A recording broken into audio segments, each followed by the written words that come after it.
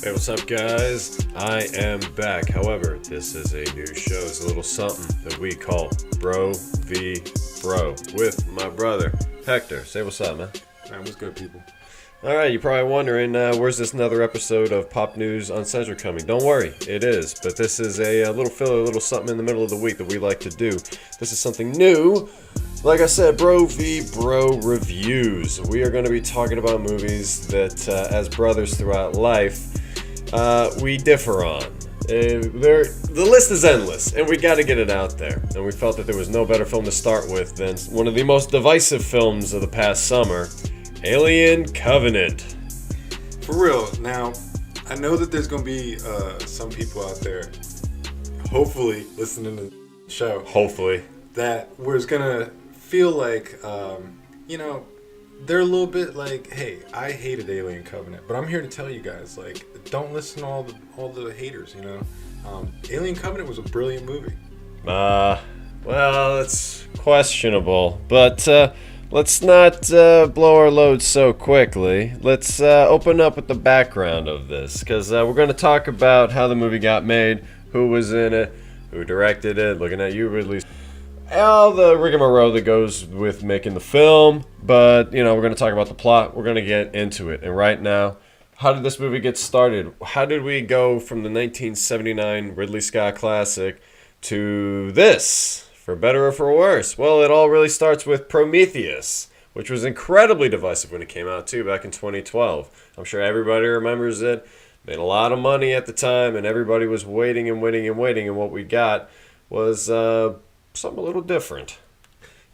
And this was a movie, like, when it was being talked about, like, people were just losing their minds over. Like, here's Ridley Scott, visionary director. First Alien, never directed another Alien movie again.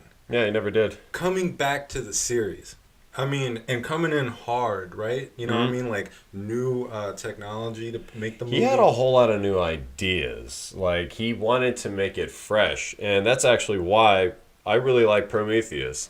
That's a film we can actually agree on, and why it's not going to be on this show. Prometheus, I think, is actually a really, really good movie with some dumb moments, but doesn't really derail it for me. I thought it was a solid film that left you with a lot of questions and wanting more and looking forward to the next one. Again, that's one that you and I can both agree upon. One that was very controversial as well when it came out, because as well as it was made, as much as I like the story personally, it really set back a lot of alien lovers, because no aliens. Yeah. There's alien-like creatures. Yeah, and that was the thing. This was like supposed to be kind of like the genesis story of aliens. And humanity. That's actually what interested me the most. And then the fan backlash came in. Critically, the film Prometheus was very well received, but the fans were definitely split. Some, like us, felt that it was new, it was fresh, it gave us something new, and at the very least, you could look forward to seeing the aliens in the next one, which I had no problem with. But when they made this, Ridley Scott clearly, in interviews, said that, maybe they made a mistake in the last one, they're retracking, they're trying to retcon a lot of the things that happened, which is why we have the film that we have now. The writers that from the original that worked on Lost and Prometheus, they declined to return. All new people. Ridley Scott decided that he's going to focus on David instead of where we came from. And that's where, I would come in and say, look, David was like the best thing about Prometheus. David was the best thing about Alien Covenant. If you go back and you look at... He's not wrong. If you go back and look at the original Alien, in my opinion, what was the most sinister thing? What was the most kind of intriguing character? The alien. I disagree. It's Ash. No, I'd have to go with the alien. Ash was like the cherry on top of the sundae. I mean, yeah, he was frightening. He was unsettling when you find out what he's doing, and then he attacks Ripley and gets the wadded up newspaper magazine and tries to poke her out with it. Very phallic imagery. No, it was uncomfortable, yes, but The alien, it was so much more of a threat to me. Yes, visually, the alien was kind of like the centerpiece to the movie. I agree. You know, the alien was the Ash was the cranberry sauce. the alien. Yeah, well, the alien was the external threat. Okay, Ash was the existential threat because he represented the intentions of the company. You understand what I'm saying? No, and that so I get. these people who are like expecting to be supported, I mean, their life support systems, everything about what they're doing depends on this one company, you know, to keep them safe. And they don't even know that Ash is an And they're in the android. middle of space, and they're being hunted by this thing that was put on board purposely, you know. And so that's where I think that the alien itself is not so much the actual. How do I put this, man? It's not the actual It's not villain. the goal. Yes, it's not the actual villain. It's the company. It's the people. You know. In a way, I guess you could look at the alien as, in a way, if you look at it from the company point of view, if you were to look at the entire franchise and you really make the company Weyland Yutani the villains, you could look at the aliens as the not Dos Ex Machinas. God, what is that? They're kind of like the MacGuffin. Yes, the You know? MacGuffin. That is the word I'm looking for. The MacGuffin. You could theoretically look at it that way. I could see that, but to me, that's not the Alien franchise. Well, here's the thing, and this is what Ridley Scott didn't intend, is that everyone fell in love with the alien, you know? And when you think about how the movie was written, the original Alien, if I remember correctly, it was stated that the Ripley character was named Ripley, I mean, just in the script itself. Like, basically, it could either be played by a man or a woman, you know? So that tells you right there how much stock he put into the actual, like, Ripley character, you know? It wasn't Sigourney until... Weaver was absolutely brilliant casting. It was, and it was cutting edge for its time because you didn't have this strong female lead in an action movie, right? You had like Linda Carter on TV, Wonder Woman, good Right. stuff, You but just not lost- like badass, like rolling around with the machine guns. You know, you didn't have that, No more saying. which is what you got in Aliens, because James Cameron took the game. I don't know, I prefer the first Alien, but you could say that he lifted he brought it to a whole new level with the way that he handled All right, Aliens. if we're gonna and talk- that's where Ridley Scott rolls out, I think. Well, that's the thing. If we're going to sit here and consider the whole franchise, you know, we have to think about where did it go after it left Ridley Scott's hands. Well, I guess if Scott always said that he was more interested in where the jockeys came from in the original, which is why we got Prometheus, which focused on the engineers. And, of course, this still goes into the production of Alien Covenant because it decided to move away from that because of all the backlash. It seems to me that Ridley Scott wasn't really interested in making this film. I think that he was more interested in making an Android film, which begs the question, if he's doing this with the Alien franchise, why not do Blade Runner? Why not direct that? If he's far more interested in the androids, he's got his own franchise right there. But he's not directing. No, Right. it was, I think it was Felipe I didn't even see the new one. Did you see Venezuela. I wanted to see it, but I just, one thing or another, got in the way, and Nah, I was not able to. But I will be seeing it very soon. I got to get that Blu-ray. But point being, Ridley Scott, I feel like if he really want to do that, why didn't he just leave at Prometheus or what it was and let somebody else pick it up from there and deal with the androids in Blade Runner? Because he had a story to tell. I'm telling you, I'm just kind of like, you know, forensically. Since 79? I'm forensically picking this apart. You know, you got to consider the Blade Runner, you know, whole thing as part of this. You know, I agree. He's got a love for androids. He's got this whole thing. I think he also, in my opinion, like had a basic idea for Alien, just kind of like threw it all together, and he meant for the company to be more the bad guy, and like I said, like we were talking about, the alien just be the MacGuffin. It's just that they had a really cool alien made by H.R. Giger. It became very iconic, and it exploded into a whole nother franchise. You know? Well, the way that the entire script by Dan O'Bannon even began was because of the alien aspect. Like, the writer himself was far more interested in the alien, and apparently Dan O'Bannon was rather off with Ridley Scott because he changed so much of his script. Apparently, if you read the original The Alien 1970 script? yeah, the original one, he did okay. change it. It's fairly unrecognizable. A lot of the characters have different names. The dialogue's different. I mean, really, the basis of it is all there.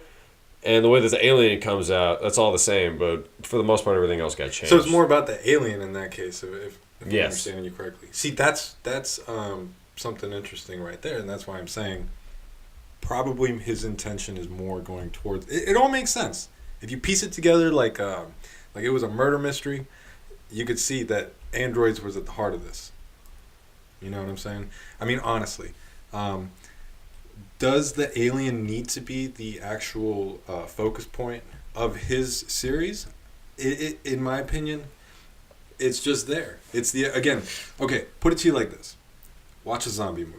You know, I don't care what zombie movie. The zombie itself has become the genre, right? You know, The Walking Dead. You know, that kind of thing. The characters and the motivations behind the betrayals between them is far more interesting than the existential threat of the zombies themselves. Yeah, people would get probably pretty bored just seeing the zombies do it over and over and over. Running away. Yeah, because when you want to watch see the relationship between Negan, Rick's kid, and all that. And look, that's exactly what happened with Aliens. You know, People got invested in Sigourney Weaver. They got invested in Sigourney Weaver. They brought in multiple aliens because if one alien was good, why not multiple aliens? But here's the thing: they gave it to James Cameron, who is a guy who can handle that kind of material. Now, what happens in the third one? And we've had mixed feelings on this one. I feel fine director took it over, David Fincher. And David Fincher's a great director, but I think he made a good movie. I think Alien 3 is one of the most underrated. It's kind of like I sometimes I turn it on and I like it, and sometimes I turn it on and I hate it. I think that's the whole idea. It's so depressing, but it does drive forward the Ripley story. And I think that that's kind of how life is. It's like the movie itself is rather bipolar, but in a way that fits beautifully with the movie. The fact that you may dislike it one day or you may love it, I think that was the whole point, and that's what David Fincher was going for. Let's face it, David Fincher isn't one of the cheeriest directors we've ever seen. No, he's not. And and that's the thing. When they started talking about Alien 5, what are they talking about?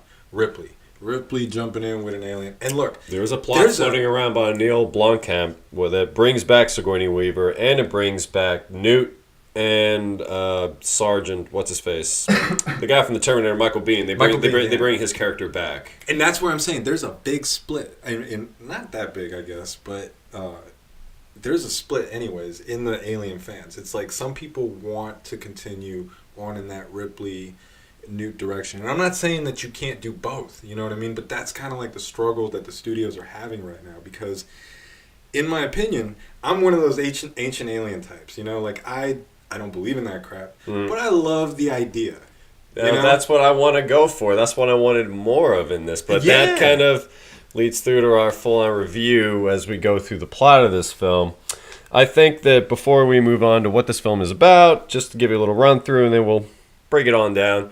I think there's maybe 3 or 4 ways that this franchise can go that fans are clamoring for, like you were saying. One is the hardcore Ellen Ripley fans that want to keep going with the exact storyline that has already finished up to Alien Resurrection. So you got Aliens, Alien 3, Alien Resurrection, and there was no sequel to that. Then you got Prometheus and Alien Covenant. There are fans that want to go back to Resurrection and see what happens after with Winona Ryder at the end of the film and Ron Perlman. I wouldn't mind seeing that. Then there are the fans that want to retcon everything, say forget 3, 4, Prometheus, forget all of this, just go back to Aliens and make a new Alien 3, which is what the Alien 5 Neil Blomkamp script is apparently supposed to be. So there's 2 ways you can go about it. Or we can keep going in this direction that we're going in right now, that Ridley Scott has given us, which begins way in the future. We're going to get into the plot now. Way in the future, a colonization ship has been sent out into the boonies in space, and they're trying to find this planet that supposedly can inhabit human beings. Good stuff, because apparently our planet is dying. They receive, I believe they receive a transmission through space. There's Take Me Home to West Virginia, or Take Me Home, Yeah. Take Me Home. It's the John Denver John Denver song. song. Yeah. They hear that in the middle of space. Pretty freaking weird. So they go over, they check out the planet, and they think that it's safe, it's habitable. They can go there and start the colonization without using up another 5 years to reach their original planet. Unfortunately for them, many of the crew members get infected with creatures that are coming out of their spines, coming out of their mouths. They're very similar to the xenomorphs that we've all known to come and love. And they run into David, who saves some of the crew, and they attempt to get off the planet. And for the moment, we're going to leave it at that. David meets up with them, and, well, Hector, he's your favorite character. I may as well Dave right into him. Dave. Let's call this movie Alien. Hi, Dave. So, he's right. Look, I'm a big fan of David. I feel like David kind of makes the entire movies, both Prometheus and Alien Covenant. Mm-hmm. You want to know, what the hell is this guy up to? What's his motivation? What the hell has he been up to? You know? At the end of Prometheus, we saw that his head was taken off, and Naomi Rapace was leaving to find the planet of the engineers, and you're wondering, how's it going to get fixed? How are they going to continue it with him? Right, and, that's a whole, I feel like Ridley Scott is kind of doing a little bit of wrestling here, a wrestling gimmick, because he's done this move before with the separated head, is like helping out. Oh, Bishop, yeah. Yeah. No, wait. That was actually James Cameron. I know that was. So here's the thing. And David Fincher. So Ridley Scott is borrowing. No. The same thing happened. Didn't she also animate? Oh, nuts! You're right. Ash gets his head ripped off by Ripley. My man is the originator of that.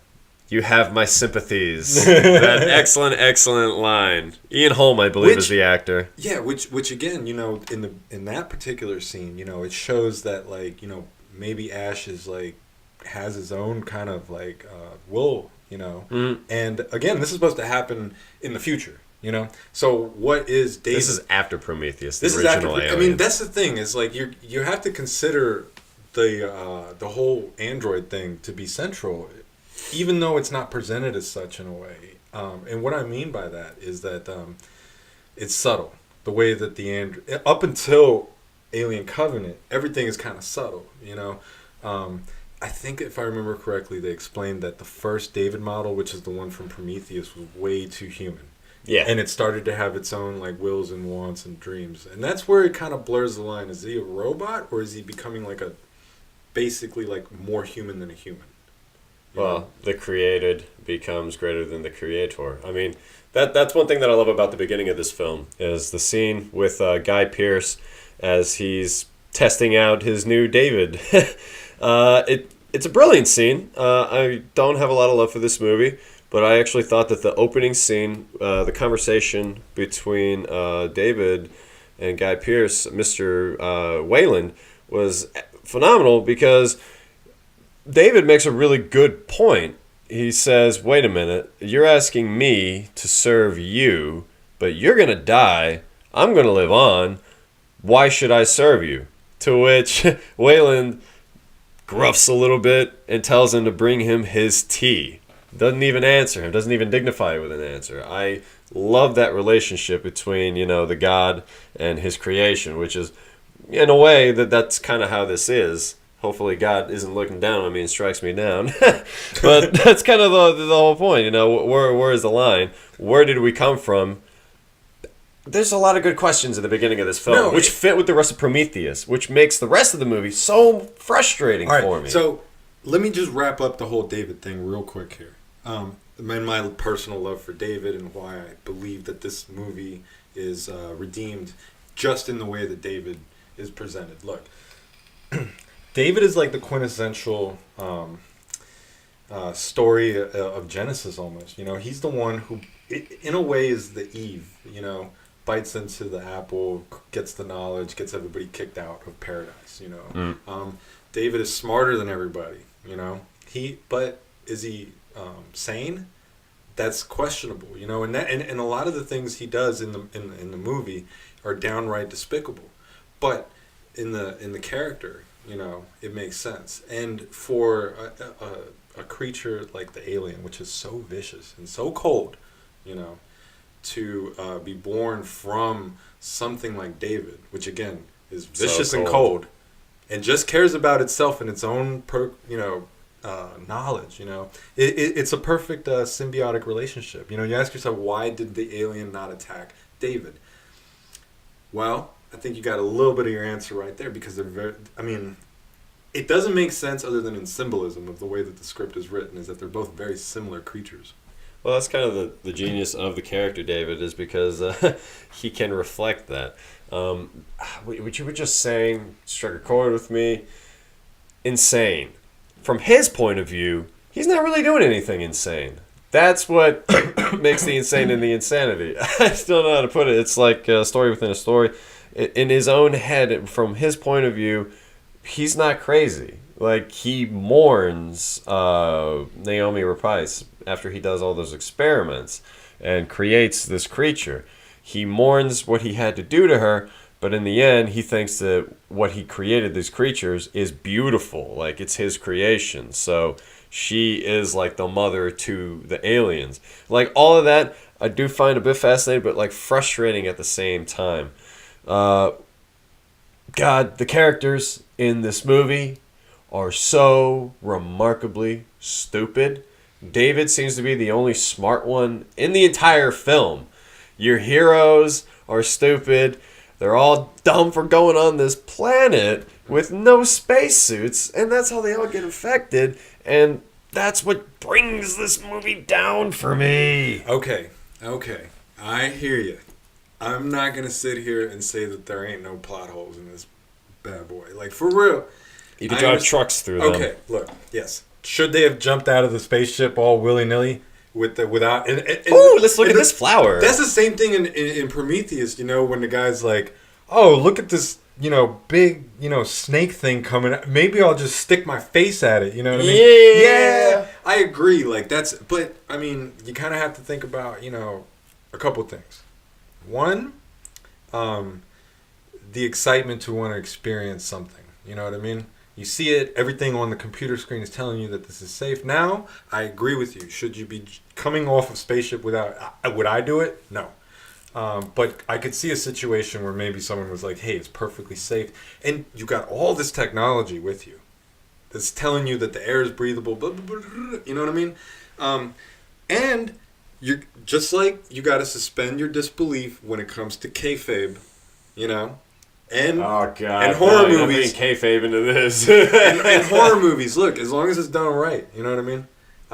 Look, in a horror movie, how many times have you watched a classic horror movie, and you know that the killer's behind the door, but these people are just doing the dumbest shit? That is true. They are dumb as hell. But the thing is, they're not on a new planet. Jason, other than the Jason X, never landed on a new planet. Like, you never had characters like having to go out in an area with oxygen that they've never breathed before. Maybe it's good for like human A, but not human B. There's a billion things that could go wrong. All kinds of new allergies on this planet, even though it says it's perfectly breathable. If I was on that ship, being the hypochondriac that I am, I would have lived. The entire movie, even in the shower scenes, I would have had the spacesuit on.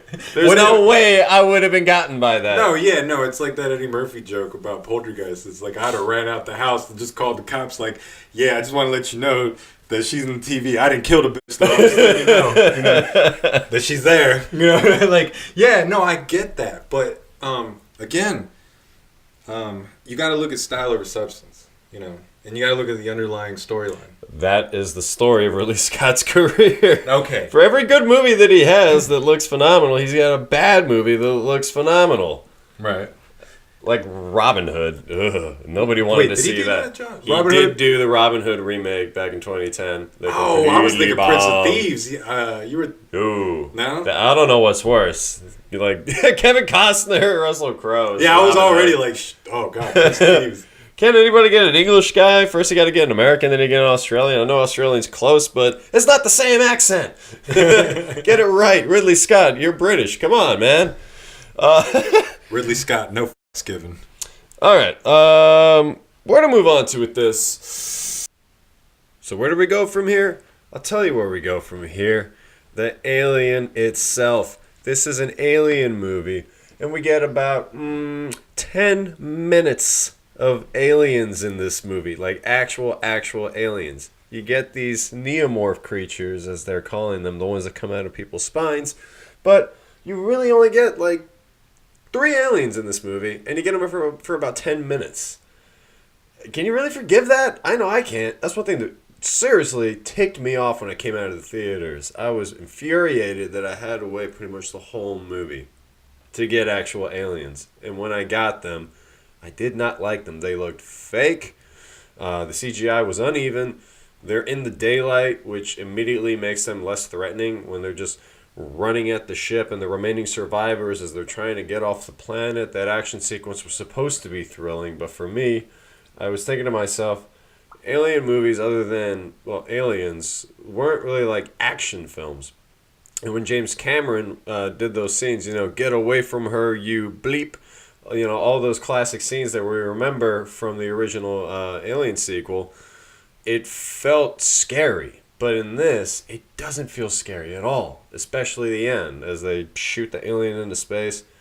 I was not happy with the way the aliens were treated in an Alien movie, which is why I make that argument Ridley Scott should go to Blade Runner. All right, so here's where I feel like it's kind of like the alien itself is like a McDonald's Big Mac, okay? So you know what you're going to get when you buy a Big Mac, right? You're going to get your lettuce, your onions, your special sauce, 2 burgers. Sauce. I don't even remember the whole damn... But you know what Pickles. you get. Yeah, on a sesame seed bun. and I feel like, that's where, the mainstream alien fans were. It's like, where's my Big Mac? Where's my aliens?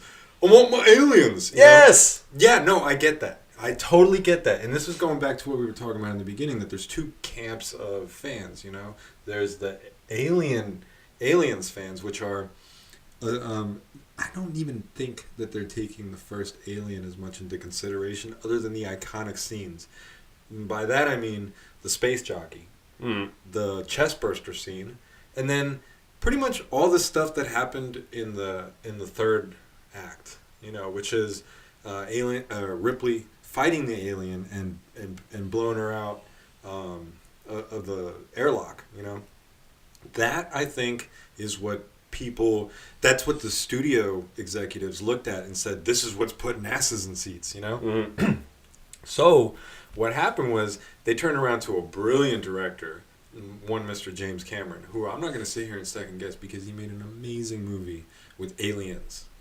He said, what do we got? We got these 3, we basically got Ripley, we got the aliens, and let's multiply that. Let's just give them a bunch of aliens. Well, he went into it right away saying we are not going to make a remake of the original. It's not going to be gothic at all with that whole, haunted house aesthetic. They were going to go war. That's how they were treating this movie, more as like an action sci-fi film. And that's where the whole... But the way that he did it was still terrifying. So now, this movie didn't do it. Okay, so now let's think about the people who are the current fans of Aliens, or whatever you want to call it. They're the kids who, when the movie came out, were the ones that they were... Remember, I know you remember the commercial. 1986? Yeah. I was not alive in 1986. You don't remember? Okay, I was alive in 1996, and I remember... No, I said 86. So, which sequel, which one are you talking about right now? Okay, let me back up a little bit here. What I'm talking about is the toys that were marketed to children. Oh, yeah.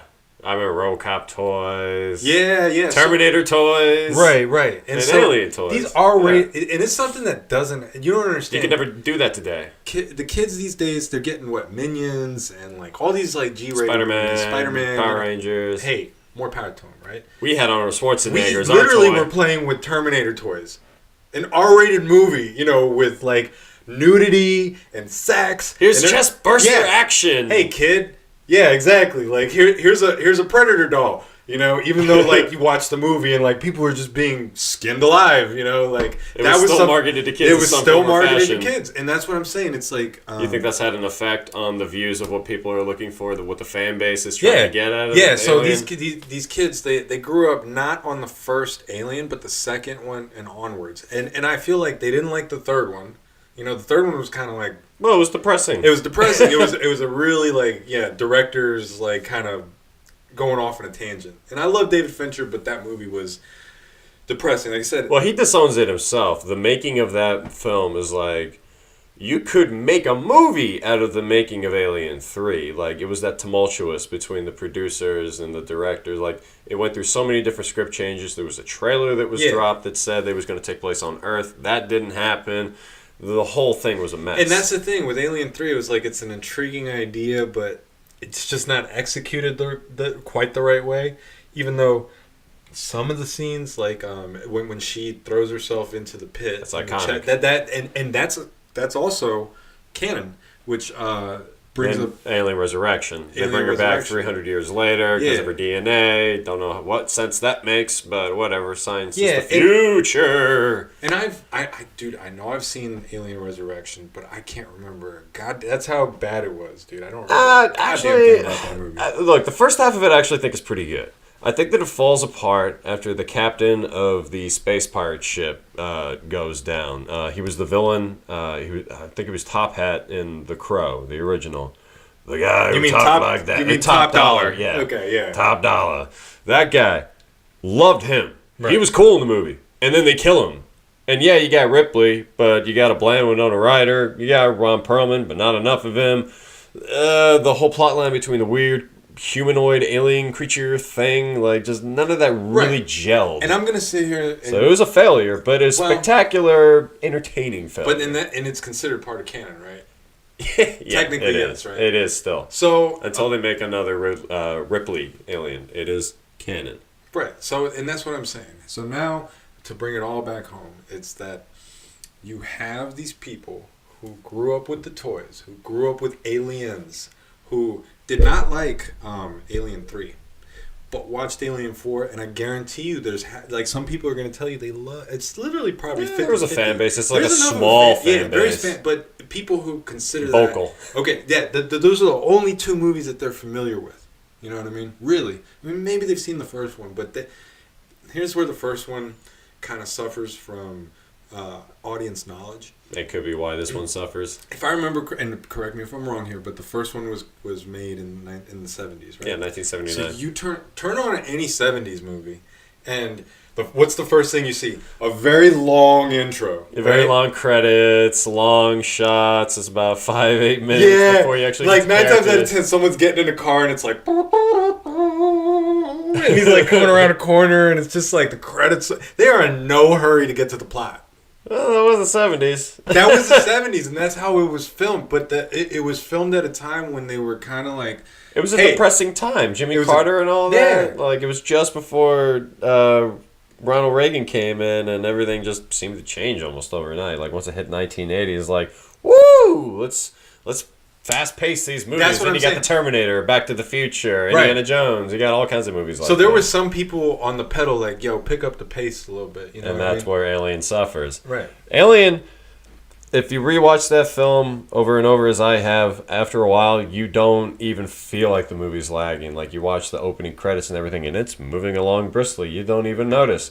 But yeah, that could be a big problem and a big reason why people were disinterested in this one, because Aliens is the fan favorite. Alien has always played second fiddle, even though it's got just as vocal fans, including myself, that think that Alien is better than Aliens. And that's probably a big reason why I really didn't like this movie. That may not be a bad point. This movie just irritated me. It was too much like Aliens and not enough actual terror and suspense and enclosed areas. And when they did have some scenes like that, they stunk. It was bad looking CGI, fake blood, just bleh. It didn't work. And that's the thing. If I remember correctly, you were the one who turned me around on Alien. You know, and this is before. Yeah, this is like 02 Prometheus, came out. Like, because I had watched Alien, but it had been a while.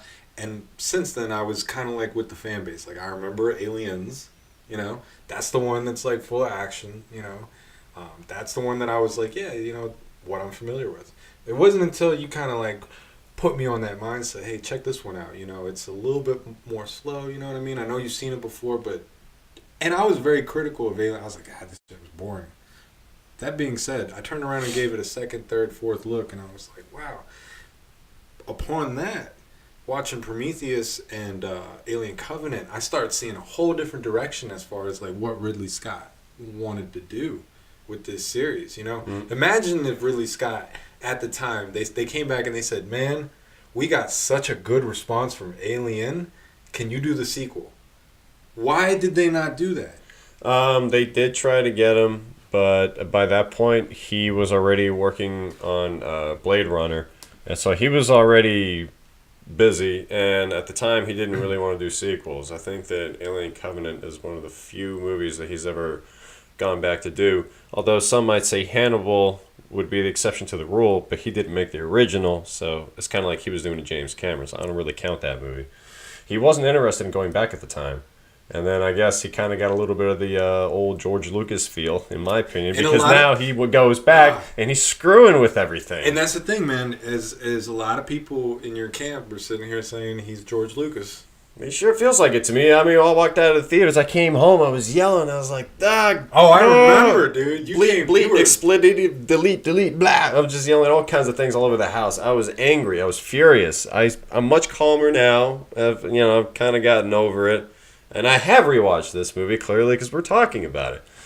It angers me how the characters are incredibly slow.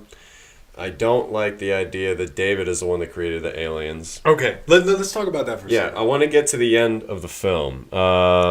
It is explained that David was put back together by Naomi Rapace. I can't remember her character's name. I'm thinking of the actress. Dr. Shaw. Yes. Dr. Shaw. Dr. Shaw showed some compassion for him, even though he pretty much killed her husband. She sewed his head back on, and they were on their merry way to the planet of the engineers. But she could not stay awake for the entire time, so he put her under in the sleep capsules. While she was asleep, he began studying the engineers' culture, history, their weapons. He was learning everything that he could about them, and he began experimenting with the black goo that they alluded to in Prometheus. Lo and behold, he decides to experiment on poor Dr. Shaw, who does not survive, and he creates the aliens. Somehow, the human, whatever it is that's in the human DNA that was created by the black goo millions of years ago by the original engineers, is now coming full circle, and David has been able to create the so-called perfect organism. I don't like this. I have always liked the mystery and the wonder of the creature. I never thought that an android would be what creates him. And on top of that, like a male android. One thing that the Alien franchise, I cannot deny, a lot of female power. Strong-willed women. For this to be a very generic, in my opinion, super villain with high intelligence, AI, again, this is my opinion, this is how it comes across to me, I don't like that kind of stereotypical, ha ha ha, I'm going to create everything and go against you and my misery, blah, blah, blah. I didn't like that. I think that goes against everything that is Alien. Okay, look, here's where I might not have a lot of people agreeing with me, especially in the light that you took with how let's face it, the face of this franchise is Sigourney Weaver. Mm-hmm. She's and again, at the time that she made this movie, it was totally revolutionary that there would be a woman in this kind. Again, brought the Wonder Woman.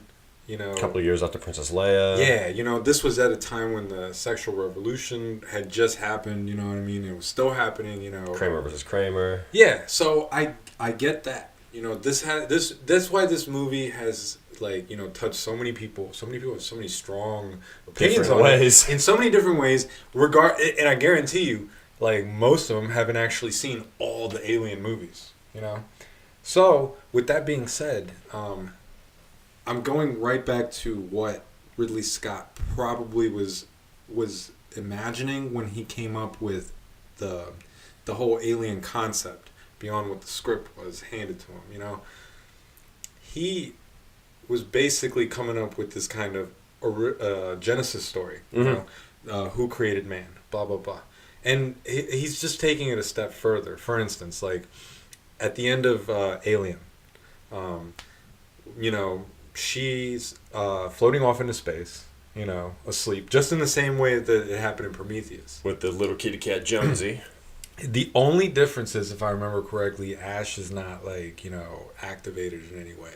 She just used him for a second, right? If I remember. Well, what it was that after they beat the heck out of him, they turn his circuits back on for a moment, and they're like, "How do we kill it?" He says, "You can't. It's the perfect creature, and you have my sympathies." So they just throw his head back in there and burn him. Right. And that's the wrap. And So Ash is gone. But in the new books, Alien Out of the Shadows, he actually imprinted his consciousness into the ship that she escapes on. That's and what he sends the ship to another alien infestation, hoping to bring back an alien. Man, you know what? You bring up an excellent point. You were thinking about technology that's beyond Prometheus and Alien Covenant. Because that happened before all this Covenant, stuff. Prometheus. So don't you think... is all before this Alien. David, they have this personality that's ready to go. You know what I mean? They could put it in a robot and sell it mass market, right? So why wouldn't this robot, who already has kind of like a Windows 10, or David program installed, why would it not already be interfacing with the ship? Mother... Covering its bases. Mother is probably the android. The android is just an extent... They're both an extension of themselves, you know what I mean? And which are... It's like Ash is the drone. As long as you're in that ship, you're inside the company. You know what I mean? Mm. And so that's what I think the deep stuff that is being missed by all the Alien Covenant haters. That's the stuff that, okay, yes, do you have to think about it? Do you have to kind of draw all that stuff? Yeah, you have to be like the first 48. You got to take all the clues and kind of piece them together. Is that a bad thing? I guess so. Maybe if you don't like, if you want your plot handed to you on a platter, that's cool. I kind of like to think about my movies. Oh, and who doesn't? I love to as well. I'm just trying to defend it. There's a ton of YouTube channels that talk about this stuff just as much as we are right now. Oh, yeah. You got Hybrid Theory and Alien Theory. Sorry, Hybrid Network and Alien Theory. Those guys... Mr. H. They talk a lot about the theories and what's in the background, how the companies were made. They have people came up with records of each and every android that was created. I love that stuff. I actually do agree with you. I love the idea of David. I love that stuff. But this movie did not handle it well. And I think that clearly there's enough vitriol hatred out there, one way or the other, that can back you up or back me up. No doubt. And, you bring up those other YouTubers, man, and that's what I'm talking about. There's so much passion into these subjects. In either way, whether you're an Ellen Ripley Aliens fan or you're like me, you like the androids, you like the idea of these kind of creator gods coming in and messing with, genetics and creating humans. And messing with the alien timeline. Yeah, there's Alien versus Predator did. Well, I'm kind of a little bit of a fan of the first one. I know a lot of people hate that one.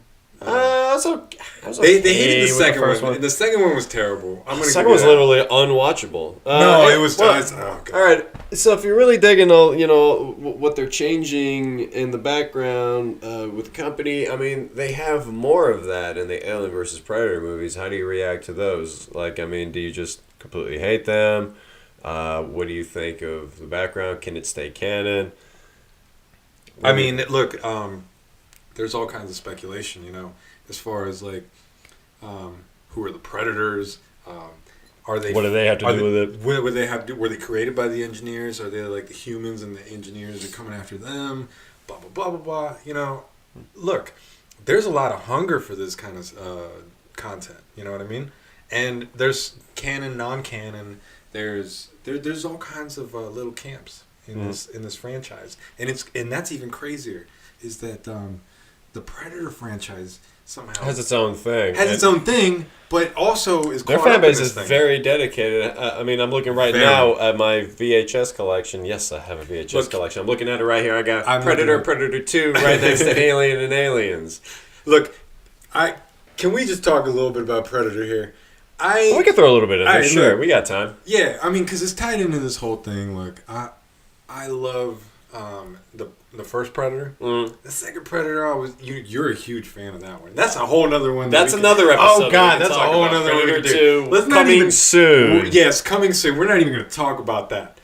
But let's go on into the third. Well, I feel like the Predator franchise has definitely been treated like the black sheep, if you have to compare it, because you get you get Predator, Predator 2, and then you get Alien versus Predator. You wait forever for another one. Obviously, we all know how Alien versus Predator went. A lot of people didn't like it. Then you got AVP 2. A lot of people disliked that one too and straight up hated it. And then you had Predators, the Robert Rodriguez produced one back in 2010, which was an interesting attempt. It kind of felt like a remake, yet at the same time a sequel, and I think it's because the script for that went through a lot of development hell. That was supposed to be Arnold Schwarzenegger and Danny Glover in the same movie on this faraway planet that the Predators are taking people to and throwing into this safari, this intergalactic safari. Was it any good? It was all right. Man, it's just like we were talking about. It's that you have this situation where the writers in the back are trying to hit these points. They think to themselves, okay, so the audience remembers, that it's in the jungle, so we're gonna have a jungle, background. Well, that's another reason why the score for Alien Covenant for me is also quite low, because I feel like they take the best hits of the original franchise, including the music, and they put it all into this movie. Right. Oh, you like a short hair? We need a short hair girl with a machine gun. Check. We need to use music from the original movie. Check. We need to use music from the second movie. Check. We need to have all kinds of crazy chest burster stuff that feels overly familiar. Check. And the ending. The action ending in space. Again. Well, again, that's where I kind of blame the audience. It's like, I want something original that reminds me of the thing I just watched. But I didn't want that. I know you don't, but that's what the basic audience, and that's kind of the problem with these big money movies, And I know Alien at the time was a pretty penny. You know what I mean?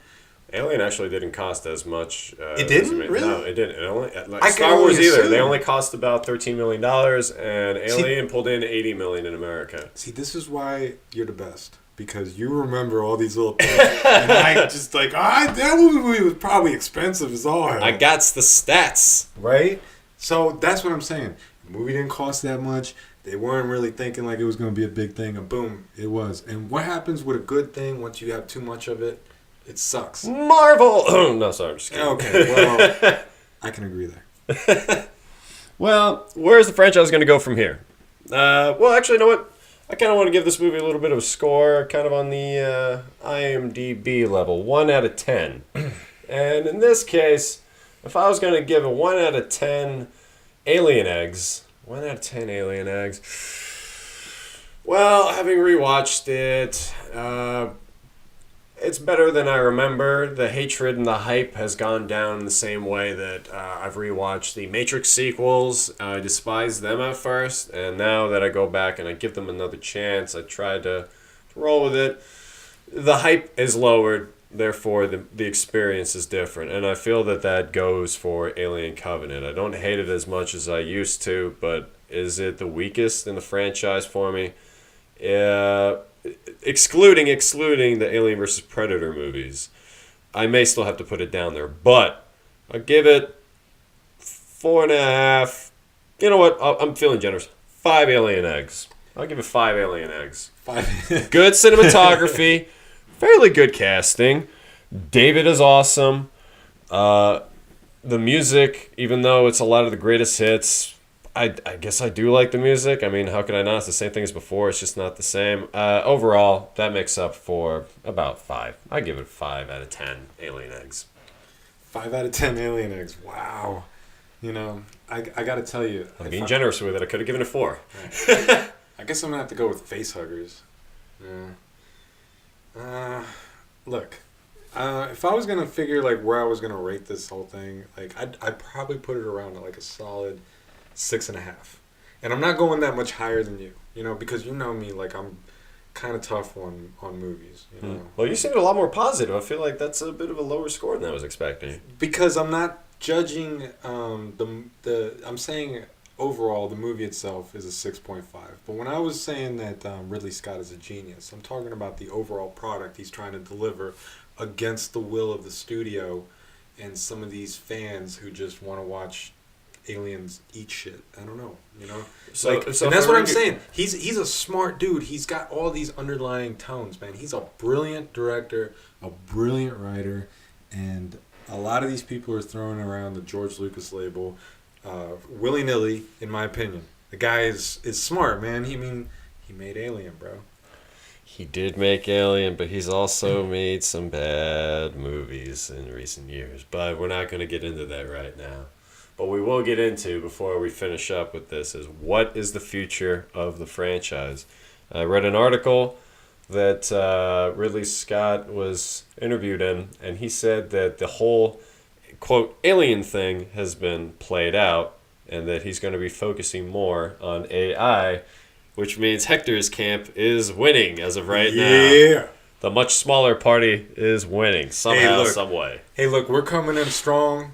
We're taking over and getting the ads out on TV. He made Alien, bro. Like, that's the thing, man. I mean, he's gonna come in. I feel like once he shakes off some of these haters and just says, you know what, I'm gonna make this third one the way I want to make it. You know, screw the studios, screw all the reviewers. The last time he started off with something good, he wanted to build it up into something better. He listened to the studios, and obviously they have the money, so he's got to listen to them somewhere. But he listened to the audience, and he gave them. It almost felt like it was like, I want to bring in my vision, but I want to do an audience service, and it just didn't work. And I feel like he's such a good enough director that he can take all those good things about David and the plot and transform it into something that when you string the three movies along, they make sense. You know. I mean, you got to have a little bit of faith, and I do. Well, the one thing that I will say, actually, I may have to correct you on when it came to the studio. Surprisingly, the studio more or less listens to him. Really? He made Alien. That's pretty much why these movies got made. He's had such a good working relationship with them that they're letting him do it. If it was anybody else that had made Alien Covenant, they would cancel the whole thing. They'd be done. They'd be rebooting. But that's the thing, But they're letting him finish it, from what I see. But Alien Covenant didn't really do well at the box office. He made him. Fox is about to sell to Disney. So now that's going to make things even more interesting. Oh, my God, dude. I mean, that's the thing, man. When you start getting into these big budget movies where so much is on... Again, this is something that we talk about in that podcast that we recorded that hasn't dropped yet. But I swear to God, I hate big budget movies. That's all I'm going to say. Well, Alien is going to keep getting bigger and bigger. Alien Covenant cost $97 million. As far as Alien movies go, that was the most expensive. Prometheus was about $125 million, but then again, that's more like Alien strands of an Alien movie. It was better. It was better, but it was made for more money. I don't know what's going to happen with this franchise. It could go either way. I will say that the best thing about the end, about Alien Covenant, is definitely the ending, because it leaves a lot of possibilities for where it could go. I mean, obviously, those of you who have seen it, you know what we're talking about. And again, if you're listening to this and you haven't seen the movie, well, I guess go see it to keep up with us. This is completely like David wins at the end. That's right. You got your spoiler warning. You know, you already had it. You had it in the beginning of the video. There was a disclaimer. You saw it right there. You needed to see it. Anyway, David wins. He's got a ship full of what? 2,200, 3,000 people. That's a lot of alien eggs. Okay, look, that at least has me interested. That's what I was going to say. Go. Tell me you're not interested in that. But why did we have to go through the dreck that is Alien Covenant to get to that? It was great. I was very generous. You know, I may just bring it down to 4 eggs again. Hey, this might be a solid 7. Don't start with me. All right, guys. That is it for this episode. All right. We out, bro. And now, be on the lookout. We will make a little announcement very soon of what our next video will be, but I kind of get a feeling it might be Predator 2. I'm starting to feel that way. Getting too old for this, Riggs. Getting too old. Peace, guys. Thank you very much for listening. Remember to check us out on Twitter at WrestlingMovieG, at WrestlingMovieG. And please like, share, and subscribe if you enjoyed this. We'll see you later, guys.